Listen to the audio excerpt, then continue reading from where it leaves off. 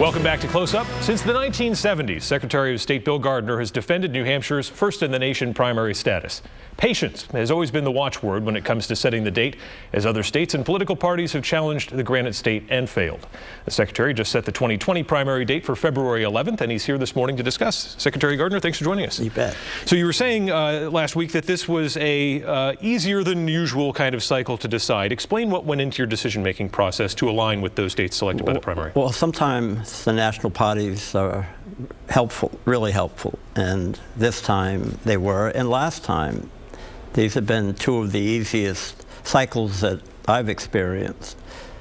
So we haven't had the kind of disagreements and controversies, and it's sort of settled in a way that you have 4 early states that play. Each state is a little different, and it's working, and it's been better for us. You explained when you did your press conference, the theoretical challenge this time around was early voting in California, which is going to start February 4th, which is a week before the nominal date of the primary. You said that California's early voting is, quote, limited, and thus not a similar election that would force you to move up our primary here. Explain what is limited about California's early voting. Well, those early ballots are not counted until after the election has taken place, after the polls have closed, and it's pretty limited, and so it's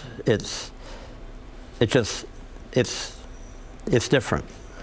Just not quite the same as the New Hampshire primary, even though we're going to see those lines developing there in California here a week before New Hampshire. It's not the same, you're saying?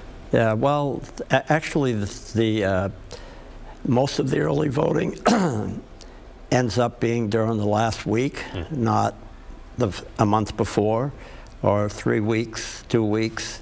So and in a primary, it's really different because 4 years ago, for instance, Ohio had its primary on March 15th. They opened early voting on February 15th. So people were voting. They voted in February. Were voting for candidates that by the time Ohio had its primary on March 15th were no longer candidates. And so people get to see that and react to that and say, yeah, maybe it's better for me to wait because some of these people may not be around in 2 weeks. So am I going to cast a ballot that's not really going to matter?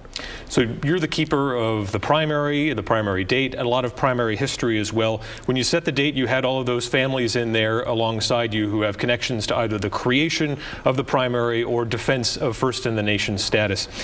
Their legacy is set. Your legacy is essentially set in stone. But do you worry at all about the future of the first-in-the-nation primary? Well, we always have to be watchful and careful because this is a very special, privileged event that we have, and we can never let our guard down and never be dependent on anyone outside of this state.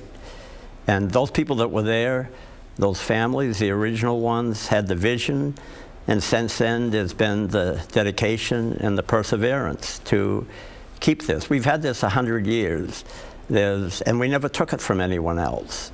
And it's our New Hampshire tradition. It came here naturally, but there'll be challenges. There always have been.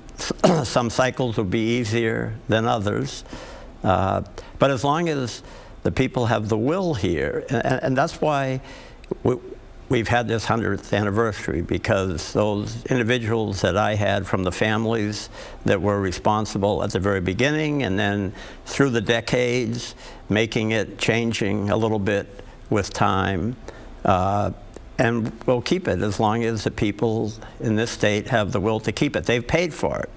This cycle, some states have eliminated the primary because there's an incumbent president, and that's happened throughout the 100 years, and that's why most states had primaries if you go back 100 years ago. But gradually, the party leaders that like to have the authority won out in many instances across the country, but not here, the people here, because of the uniqueness of this state. The citizen participation here is very different. As you always say, the political culture is a huge part of this. When we look at the defenders of the primary, they're all essentially of a certain generation. They're people who are essentially your contemporaries. Is that part of the concern at all when you talk about the will of the people? I'm not sure if I could name on one hand the younger generation of people who are staunch, run to the ramparts kind of defenders of the primary. Is that a problem? Yes, and it's also a problem with those individuals in the press who come here for the first time. It's easy to write a case against this primary until you've experienced it. And that's why I encourage those reporters who haven't been here before, the old-timers, the ones that have covered it for years and years, they're across the board supportive of what happens here because they see it, they experience it. And it is very different than any other part of the country, but it's not something that you're born with. You've got to pass it along to the next generation. And so as people become active, they'll experience it for themselves. And that's why I always ask reporters, it'll be fair game after you've been here once. Come here, experience it once, and then write about it. But don't from a distance, because it just doesn't seem right. Experience it first. And that would apply, to the generations coming up here. This is the same thing. When people actually are part of it, they see that it has this unique dynamic of its own that is nowhere else in the country. What about this argument of the lack of diversity? This is something we've heard through the years. It's been there a lot, but I think it's gained some potency now with the growing importance of identity politics within the Democratic Party. Do you think that long-term could be an issue for first-in-the-nation status? I don't think it will be any more so than what we've experienced in some previous primary cycles. What is the place that experts, quote, say it is the place that is the most representative or the most like the country as a whole? And most of them will say Illinois. And that's why I like to tell the story that when a baseball team in Illinois said that they would take a black player for the first time of any major league, minor league team, they ended up not doing it.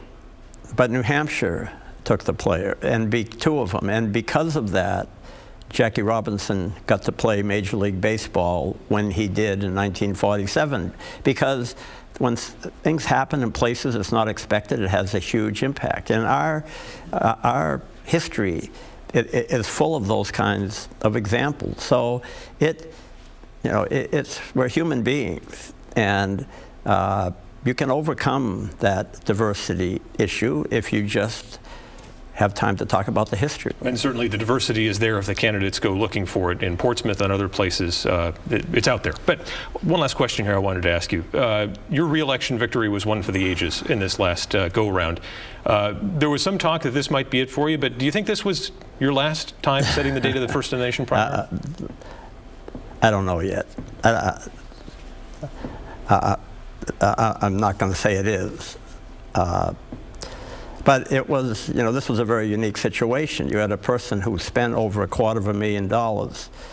I've never raised a cent or spent. And it would have been a drastic change in the nature of that office, the tradition of that office. And so I waited until the Tuesday before Thanksgiving a year ago. That gave me 8 working days to actually campaign. And no one previous to this has ever done anything like that, has spent that kind of money. And it would have changed the whole nature of the office. In New Hampshire, the elections are administered in a fair, impartial way. It's not tied to any political party or any philosophy. It's administering elections the way they should be. And it's kept the politics and the money is what a lot of people complain about. There's too much money. There's too much money in politics. All right, Mr. Secretary, thank you so much for your time, and have a happy Thanksgiving. Appreciate it. Thank you.